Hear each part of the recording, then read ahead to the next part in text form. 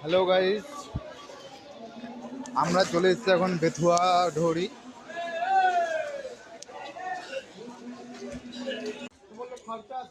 দেখো বেথুয়া ঢোরি চলে এসেছি।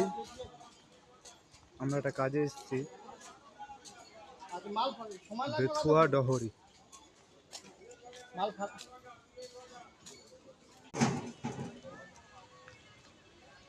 এটা হচ্ছে বাজার,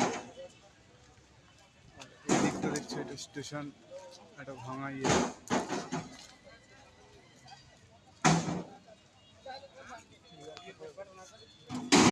আর এই যে ফাঁকা ময়দান দেখছো, এইখানটাতে ট্রাক্টর সব মাল সামানগুলো, এইখানটা একটা এয়ারপোর্ট তৈরি হবে। দেখো এত লোকজন, মানে ট্রেন থেকে নেমেই এয়ারপোর্টটা আপনারা পেয়ে যাবেন সবাই।